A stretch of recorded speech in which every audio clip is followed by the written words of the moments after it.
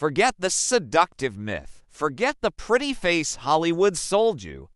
Cleopatra wasn't a romance, she was a weapon.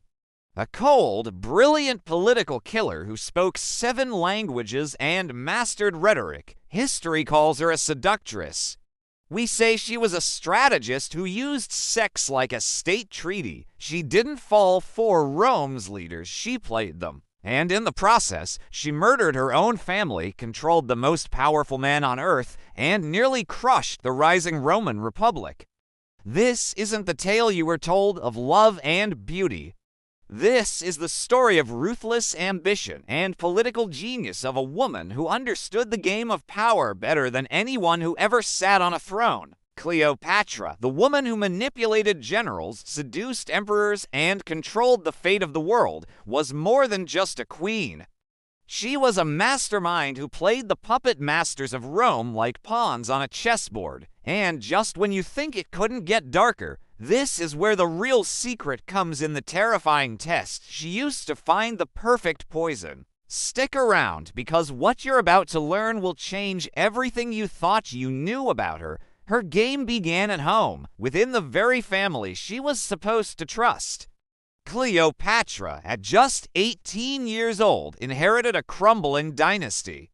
Egypt, the ancient land of the pharaohs, was in chaos, torn apart by the ambitions of her siblings. Her first rival, a 10-year-old boy, her own brother Ptolemy XIII, whom she was forced to co-rule with. Cleopatra's power was not secure, and her position as queen was hanging by a thread.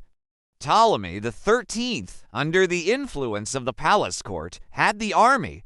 Cleopatra had nothing but her mind, her will, and the knowledge that survival in this brutal world was a game of ruthlessness. When Cleopatra was banished from the royal palace, most would have fled, resigned to their fate.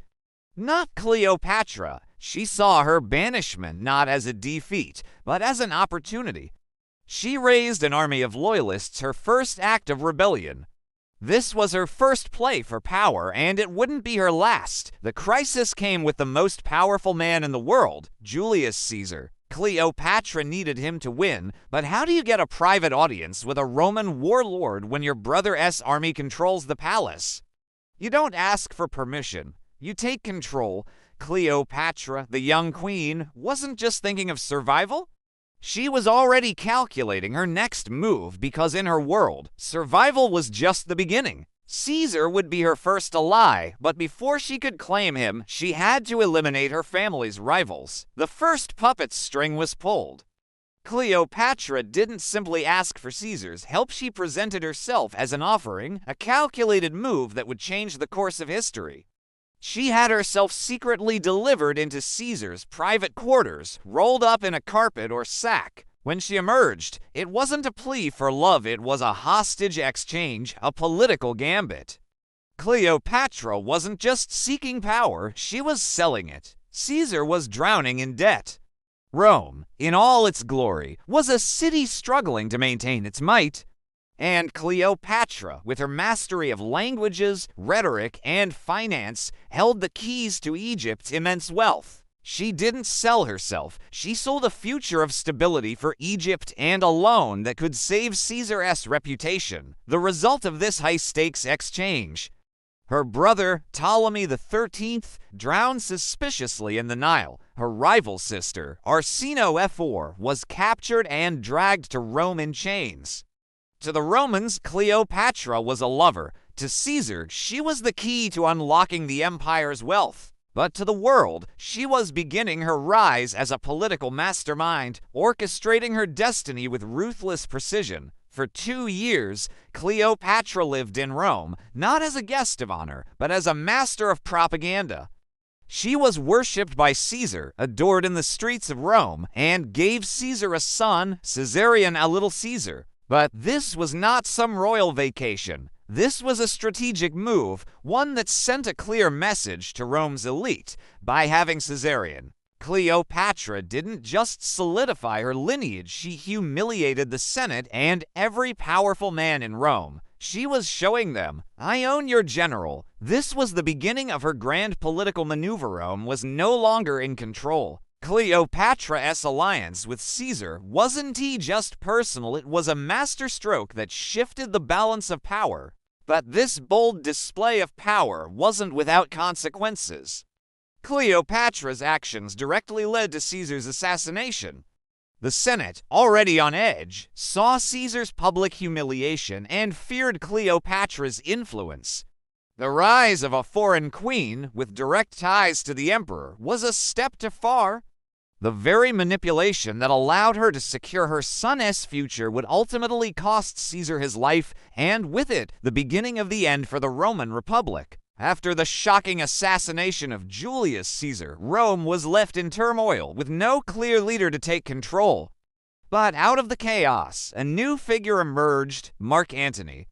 The second man who could be manipulated, the next puppet in Cleopatra's intricate game. Cleopatra, now without Caesar, was on the run. She fled back to Egypt, but she knew she couldn't remain there for long. Rome, like a vengeful giant, would soon turn its attention toward her. She needed to secure her future this time not through Caesar, but through another Roman general. The key was Mark Antony, and she would not wait to be summoned. She would go to him, but Cleopatra didn't simply travel to Tarsus. No, she didn't just arrive in the usual manner. She staged an invasion of the senses, something so unforgettable it would bind Antony's mind to her forever. She sailed down the Kidneus River in a barge adorned with silver oars and purple sails the color of royalty. The scent of burning spices wafted through the air, drawing every breath into her web. Her arrival wasn't just a diplomatic mission. It was a spectacle designed to make every Roman and every general remember her name. Antony, sitting alone on his throne, watched her arrive. The city was still, the streets empty, the crowds waiting for her.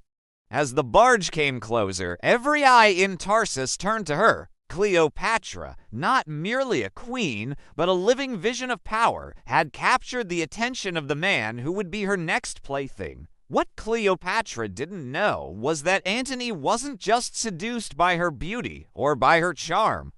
He was seduced by something far more dangerous, wealth. Cleopatra didn't simply offer herself. She offered Antony what he needed most: unlimited gold, soldiers for his campaigns, and the resources to conquer the East. Cleopatra wasn't a woman looking for love. She was a strategist who understood the cost of an alliance and the value of controlling an empire. As they met, Cleopatra didn't just present herself as a lover, she presented herself as the key to Antony's military ambitions. The game was no longer about seduction. It was about power, resources, and the undeniable influence she wielded over him. But Cleopatra's manipulation didn't stop there. Antony's vulnerability was not just in his military needs, it was in his own psyche. Cleopatra used not just gold, but a deep understanding of the man before her. She promised him everything he wanted, while making sure he knew that she held the strings of his destiny. But what if I told you that Cleopatra's greatest secret was one that Rome never saw coming? That beneath the grand palaces and political maneuvers, she had prepared herself for the one thing that no queen should ever have to prepare for: her own assassination. Pliny the Elder and other historians recorded a chilling fact about Cleopatra, fact that remained buried for centuries. She maintained a private laboratory, a school of poison. It wasn't enough to simply rule with political mastery. Cleopatra understood that power is fleeting. And when the Game of Thrones became too dangerous, she needed to ensure that she had control over everything, even death itself. This wasn't just about killing. It was about efficiency. Cleopatra didn't want just any poison. She wanted the perfect poison, one that could kill swiftly, without pain. The lab was filled with condemned prisoners and servants who were the unwilling test subjects of her experiments. Why would a queen, at the height of her power, maintain such a twisted laboratory? Because she knew that in the game of power, even the most brilliant strategist could fall victim to betrayal. Cleopatra knew the dangers she faced. She understood that when the stakes were as high as hers, Survival meant preparing for death on her own terms. This was her final, terrifying preparation, a test for the perfect poison. And she didn't plan to die in the hands of another. She would die on her own terms, denying Rome the privilege of destroying her body. Cleopatra had pushed her luck. She had played Rome's leaders, manipulated its generals, and controlled its most powerful men. But in the game of power, even the most skilled players eventually face consequences. The real power in Rome was not Antony, not even Caesar, it was Octavian. Octavian, Rome's true genius, declared war not on Antony, but on Cleopatra. He didn't just aim to destroy her army, he aimed to destroy her legacy, to strip away the very thing that had given her control over Rome's most powerful men. He used propaganda, calling her the Egyptian witch, a foreign seductress who had emasculated a great Roman. At the Battle of Actium, the final great fleet battle, Antony and Cleopatra were crushed. They were outmaneuvered by Octavian's superior strategy. In the chaos, their fleet shattered. Cleopatra fled, but Antony, once again under her spell, followed her. A final, desperate attempt to save what remained of their treasury, their power, and their children, but it was all in vain. Octavian's victory was absolute. Cleopatra, the woman who had once manipulated Rome's leaders, now faced the reality of her downfall.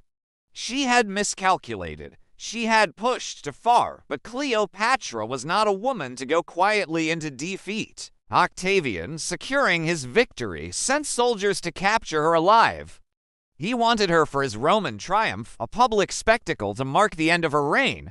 He wanted to parade her in chains, to show the world that even the most powerful woman on earth could be crushed by Rome. But Cleopatra, the ultimate strategist, made her final play. She was found dead in her mausoleum, not as a broken woman, but as a ruler who had chosen her end on her terms. The means, likely poison perhaps, self-administered via a needle hidden in a basket of figs. This is where the myth of the asp comes from, but in truth, her death was a final, deliberate act of control. Her suicide wasn't a surrender, it was a statement. It was a final act of dominance, a refusal to be humiliated by Rome. She denied them the satisfaction of seeing her broken, denying them the opportunity to parade her as a defeated queen. In her death, Cleopatra maintained her agency. She sealed her legend, not as a victim, but as the woman who had played Rome like a puppet and chose to pull her own strings at the end. Cleopatra may have lost the war, but she won the psychological battle. Her ruthless ambition, her ability to leverage both love and violence, fundamentally altered the course of history. She didn't just bring down an empire, she changed the very nature of what it meant to wield power. Cleopatra destroyed the Roman Republic and paved the way for the rise of the Roman Empire. She was not a queen of romance, but the woman who played Rome like a puppet master, right until the strings were cut. Do you think a female ruler could have survived in that era without such extreme ruthlessness? Let me know your thoughts in the comments below. And if you want to see another ruler who took ruthlessness to an insane level, click the video on your screen right now to explore the sinister reign of Empress Agrippina, Rome's ruthless power broker.